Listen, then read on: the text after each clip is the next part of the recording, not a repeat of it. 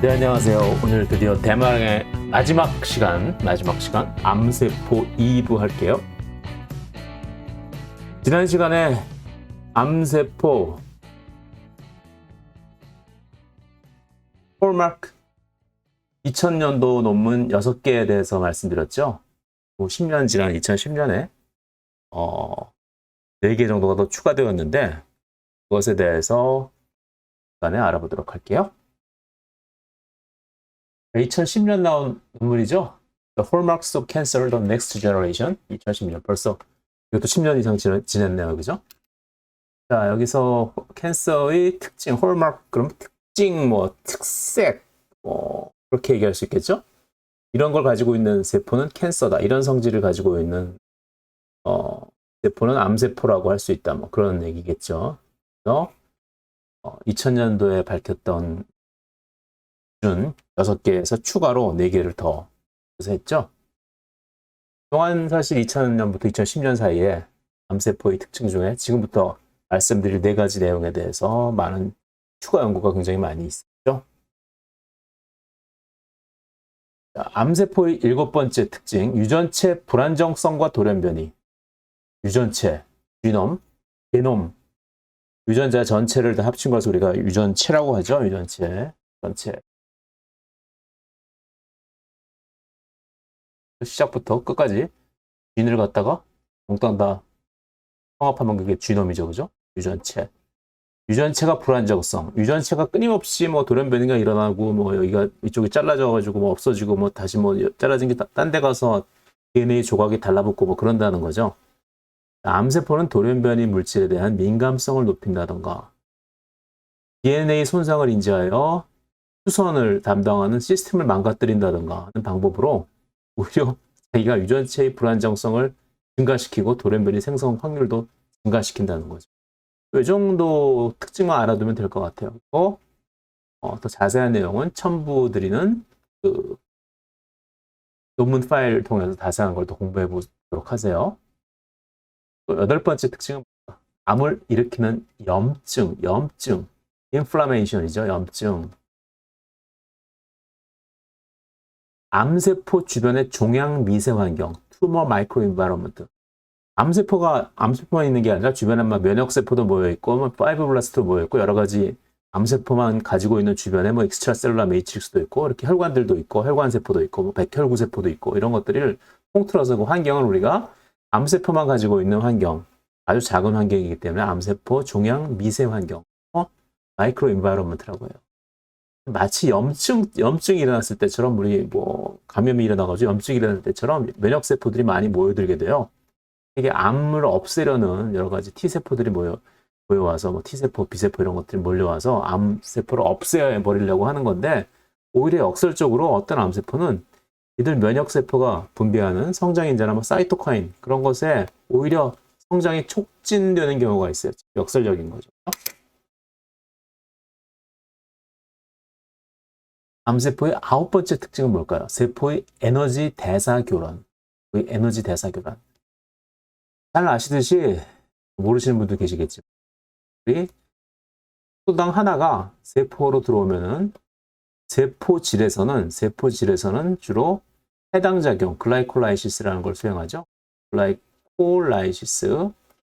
그러면은 포도당 하나가 파이루베이트 2개로 바뀌게 되죠. 그죠? 포도당은 탄소가 6개짜리인데 탄소 3개짜리 2개로 쪼개지면서 여기서 NADH 2개와 NADH도 조효소, 환원된 조효소도 중요한 에너지원이에요. 그리고 ATP 2개가 생기죠.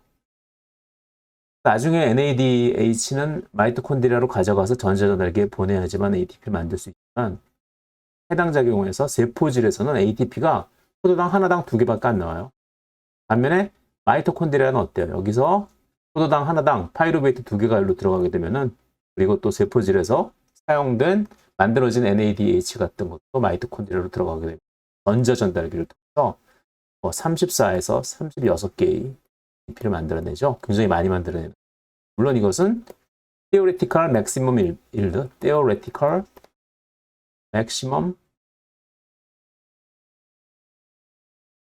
여러분 자동차 사면은 최대 연비 그런 거 있죠. 근데 실제로 타면은 그렇게 안 나오죠.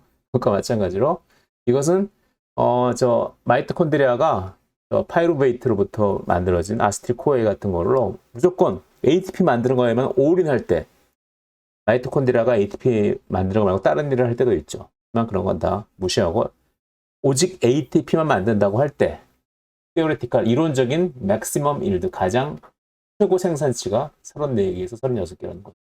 세포질에서 만들어진 두 개 합치면은 36개 혹은 38개의 ATP가 만들어집니다. 이것도 역시 theoretical maximum yield다. 자, 세포의 에너지 대사, 암세포의 에너지 대사에 대해서는 이 바르부르크 70년에 돌아가신 이 독일 분 와르부르크가 아니라 하이리히 와르부르크가 아니라 와르부르크라고 불렀어. 내 이름을 딴 와르부르크 효과에 의하면 어떤 암세포는 산소가 있는 상황에서도, 자, 뭐 아시는 분은 아시겠지만 이 해당 작용은 산소가 없어도 돌아가죠. 그렇죠? 하지만 이 마이토콘드리아에서 일어나는 전자 전달계는 산소가 있어야 돼요. 왜? 산소가 최종 전자 수용체로 작용해서 전자를 갖고 환원되어 가지고 물로 바뀌게 되거든요. 우리가 지금도 열심히 헐떡거리면서 숨을 쉬는 이유가 바로 호흡을 하기 위해서 호흡. 우리 세포 안에 있는 마이토콘드리아가 산소를 이용하기 때문에 우리가 산소를 호흡하는 거죠. 그러면 우리가 허파를 통해서 호흡한 산소가 세포 안으로 확산되어 들어가서 산소가 우리 세포 안에 마이토콘드리아에서 전자 전달기에서 최종 전자 수용체로 쓰이게 되는 거예요. 이것 때문에 산소가 필요합니다. 마이토콘드리아가 없으면 산소가 필요 없어요. 물론 다른 데에서도 여러 가지 기질로 사용되기도 하지만 우리가 산소 호흡을 못하면 금방 돌아가시는 이유가 바로 마이토콘드리아에서 ATP를 만들지 못하기 때문에. 그래서 다시 한번 정리드리면은 이 세포질에서 일어나는 해당 작용 글라이콜라이시스에서는 산소가 필요 없지만 마이토콘드리아에서 일어나는 전자 전달기에서 산소가 필요하다. 그래서 대부분의 암세포, 대부분의 정상세포는 글라이콜라이시스 해당 작용과 마이토콘드리아의 전자 전달기를 모두 돌려가지고 ATP를 가능하면 많이 만들어내는데 어떠한 암세포는 산소가 있음에도 불구하고 근데 산소가 없으면 전자 전달기 못 돌리니까 우리가 해당 작용만 돌리겠죠. 그런 경우가 바로 뭐예요? 퍼멘테이션이죠. 발효, 알코올 발효, 뭐 락테이트 발효 이런 거. 산소가 없기 때문에 할 수 없이 근근히 해당 작용만으로 에너지를 만드는 현상을 퍼멘테이션이라고 해요. 발효가 되는데 발효될 때 이 NADH를 재생산해야 되기 때문에 NADH를 갖다가 NADH를 만들기 위한 NAD 플러스를 재생산해야 되기 때문에 퍼멘테이션 바이 프로덕트로 뭐 락테이트, 에탄올 그런 게 생기는 건데 뭐 여기서 그것까지 말씀드리고 싶지 않고 그건 여기 이 책에 보면 잘 나와 있어요. 유튜브 동영상 찾아보셔도 나와요. 에어로빅 레스피레이션과 퍼멘테이션에 대해. 산소가 있으면 굳이 퍼멘테이션을 할 필요가 없죠. PCA 사이클과 마이토콘드리아에서 전자전달기를 돌리면 훨씬 더 많은 에너지를 만들어냅니다.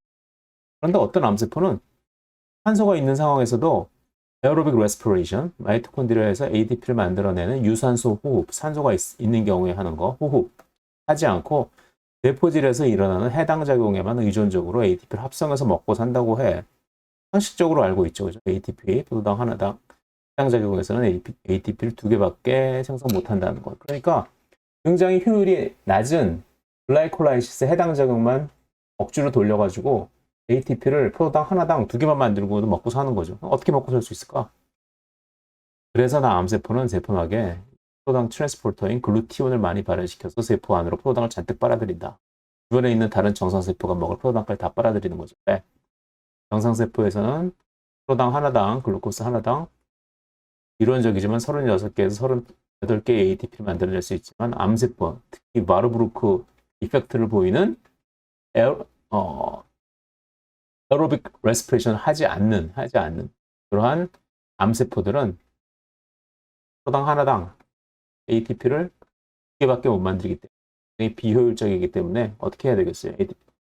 글루코스를 세포 안으로 많이 불러들여야겠죠? 포도당을 잔뜩 빨아들인다. 그리고 글라이콜라이시스를 집중적으로 수행하면은 젖산 발효가 일어나는 락테이트 퍼멘테이션 아까 말씀드렸죠? ATP 2개 만들어지고 글라이콜라이시스에서 파이루베이트가 만들어지고 2개 만들어지고 NADH가 2개 만들어지는데 이 사이클을 계속 돌리려면은 NADH의 전구 물질인 산화된 형태의 NAD 플러스가 필요해요. 그래서 NAD 플러스를 다시 만들어야 되기 때문에 NADH를 다시 NAD 플러스로 그 와중에 얘가 NADH가 NAD 플러스로 산화되니까 누가 산화되면 하나는 환원되죠. 파이루베이트가 락테이트로 환원된다. 해당 작용의 최종 산물인 파이루베이트가 락테이트 젖산으로 환원된다. 이게 바로 젖산 발효, 락테이트, 락틱 애시드 퍼멘테이션. 이렇게 만들어진 락테이트는 세포 밖으로 나와서 젖산이니까 이 암세포 주변의 pH가 떨어질 수 있고 암세포 주변 환경이 되기도 합니다. 그래서 마이토콘드리아의 기능은 많은 바르부르크 이펙트를 보이는 암세포에서 제한되어 있다. 마이토콘드리아의 기능이 많이 제한되어 있는, 억제되어 있는 거죠. 그림을 보시면 알죠. 억제하고 있는 거죠. 마이토콘드리아의 억시다티브 포스포릴레이션을 통해서 포도당 하나당 30개 이상, 36개, 34개 뭐 이렇게 얘기 안 하고 이렇게 얼버무려서 얘기했어요. 그죠? DP를 만들 수 있는데 왜 나를 안 써먹는 걸까? 하하하. 해당 작용이 TCA 사이클 전자전달계 모두 돌리는 것보다 빨리, 효율은 떨어지지만 빨리 ATP를 만들 수 있기 때문이다. 빨리빨리 확. 암세포가 빨리빨리 분열해야 되는데 이 TCA 사이클을 돌리고 그 이후에 또 여기서 전자전달계를 하려면은 마이토콘드리아에서 하려면 시간이 너무 오래 걸리기 때문에 암세포가 기다릴 시간이 없는 거죠. 빨리 그냥 뭐 저희가 ATP가 모자르면 글루코스를 그만큼 더 많이 쓰면 되니까 글루코스를 많이 세포 안으로 잡아들여서 글라이콜라이시스만 의존해서 ATP를 만드는 거죠. 그리고 또 글라이콜라이시스 과정에서 그 10개의 스텝에서 해당 작용의 10개의 스텝에서 굉장히 많은 중간 물질들이 생기는데 자 글루코스가 뭐 글루코스 6포스페이트로 되고 글루코스 6포스페이트가 프럭토스 6포스페이트, 프럭토스 6포스페이트가 프럭토스 1,6 비스포스페이트 이렇게 쪼개져가지고 다이하이드로 글라이세롤 알데하이드 3포스페이트 뭐 이런 걸로 쭉쭉쭉 바뀌게 되죠. 그죠? 그 중간 물질이 다 뭘 쓰이냐? 세포 내 물질을 만드는데 왜 암세포가 빨리 분열하니까 세포 안에 여러 가지 분자들을 새로 많이 만들어야 되잖아요. 그런 걸 만들기 위해서 전구 물질로 해당 작용의 중간 물질이 세포의 빌딩 블록으로 쓰인다는 거죠. 그렇기 때문에 암세포는 빨리 분열하기 위해서 글라이콜라이시스 해당 작용에 올인하는 이유가 바로 세포의 몸을 만들기 위한 빌딩 블록으로서의 그 글라이콜라이시스 해당 작용 중간 물질들이 필요하기 때문에 암세포의 10번째 특징 면역 시스템에 의한 공격 회피.